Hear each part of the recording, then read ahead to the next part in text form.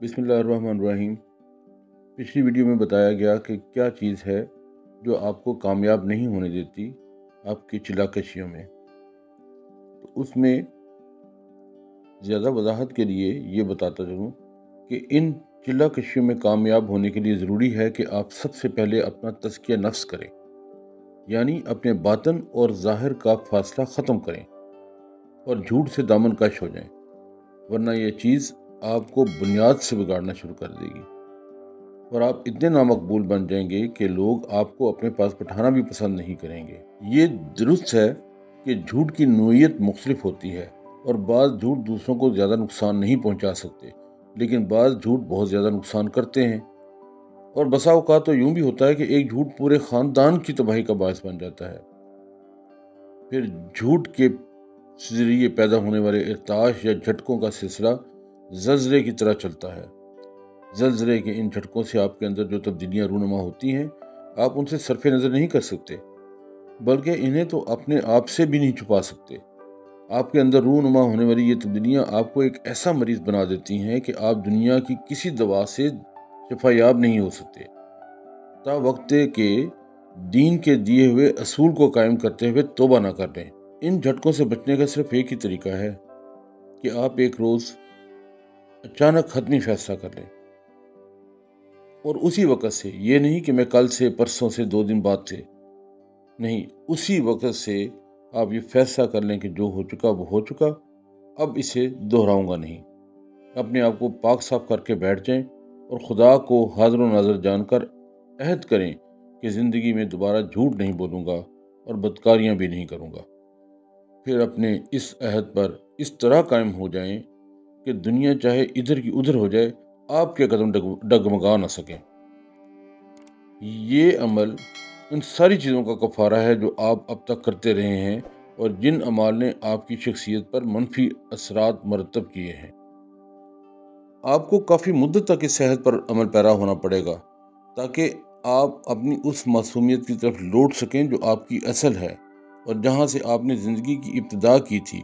ये देर इसलिए लगेगी कि अंदर जो पहले से बहुत ज़्यादा कसाफत आ चुकी हुई है, वो कसाफत एकदम से ख़त्म नहीं होगी, वो आहिस्ता आहिस्ता ख़त्म होगी। आपने अक्सर एक दिलचस्प मुशाहदा किया होगा, एक 6 या 7 माह का बच्चा या साल 2 साल का मासूम बच्चा जो अभी झूठ और धोखे फरेब से यकसर महफूज है, पूरे घर की तवज्जो का मरकज़ बन जाता है। घर में हर चीज़ उसके गिर्द गर्दिश करती है और उसी की तरफ भागती दौड़ती है। वो कमसिन बच्चा अपनी ज़ात के अंदर इतनी ताकत रखता है कि एक 70 साला बाबे को भी अपनी सतह पर ले आता है। वो बाबा भी उस बच्चे से उसी की ज़ुबान में बात करता है। उसकी माँ को भी पता चल जाता है कि अब उसकी कौन सी ज़रूरत पूरी करनी है, हालांकि वो बच्चा अपनी ज़ुबान से मांग भी नहीं सकता। सारा घर उसके मुलाजमीन का होता है। गौर से देखें तो ऐसा लगता है जैसे वो बच्चा एक बादशाह है और हम उसके इर्द-गिर्द दरबारी मस्खरे हैं। वो एक रवायत है कि कहते हैं कि एक इंसान 2 वक्त में मस्खरा या पागल महसूस होता है। एक उस वक्त जब वो शीशे के सामने खड़ा हो और दूसरा वो जब वो किसी बच्चे के साथ मौजूद हो। हर कोई उस बच्चे की सिर्फ एक मुस्कुराहट के लिए अपनी शख्सियत को बिगाड़कर मज़ाक़ खेज़ हरकतें करता है। इस बच्चे को कौन सी ताकत हासिल है, कभी सोचा आपने? ये सच्चाई की ताकत है जो उसकी ज़ात में मुर्तकिज़ है और हर चीज़ को अपनी तरफ खींच लेती है। ये मासूमियत क्या है? ये इसकी ज़ात की सच्चाई है। ये कैफियत अगर बचपन से निकलकर सारी ज़िंदगी पर मुहित हो जाए तो हर चीज़ उनके गिर्द गर्दिश करती है और उनकी तरफ दौड़ती आती है।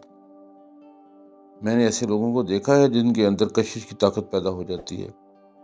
बड़े से बड़ा इंसान भी जब उनके सामने जाता है तो यूं गुम हो जाता है कि उसे खुद भी समझ नहीं आती। वैसे लोगों के दरबार में जाने के लिए अपनी बुराई के जूते दरवाजे में उतार कर जाता है। अपने आप को रूहानी तौर पर फ़रोग देने के लिए हमें ज़िंदगी की सच्चाइयों को अपनाना पड़ेगा।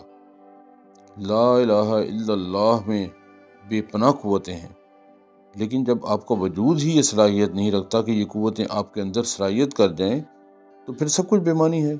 आपकी ज़ात के अंदर एक ऐसी फ़ज़ा मौजूद होनी चाहिए जो ला इलाहा इल्लल्लाह की क़ुव्वतों को अपने अंदर कबूल कर सके। लेकिन اگر آپ کے اندر ایسی قوتوں کا فقدان ہے، آپ جھوٹ اور فریب جیسے مرض کا شکار ہیں اور بدکاریوں میں ڈوبے ہوئے ہیں، تو پھر جو آپ کی مرضی ہے وہ کریں۔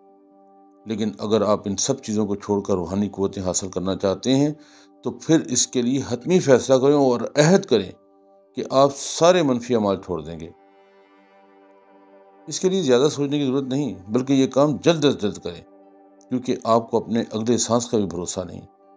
کوئی خبر نہیں کس وقت یہ تارے نفس ٹوٹ جائے۔ آپ کی موجودہ زندگی اور آئندہ زندگی میں محض ایک سانس کا ہی تو فاصلہ ہے۔ اگر آپ اپنے اس عہد میں سرخرو ہو جائیں تو پھر آپ کی وہ زندگی شروع ہو جاتی ہے جسے ہم روحانی زندگی کہتے ہیں، جسے تزکیہ نفس کہتے ہیں، جسے ہم اندر کی معصومیت اور سچائی کہتے ہیں۔ تو تزکیہ نفس روحانیت کی طرف بڑھنے کے لیے پہلا قدم ہے۔ اجازت دیجیے اور میری اس بات پہ سوچیے جو میں نے آج بیان کی ہے۔ بہت شکریہ۔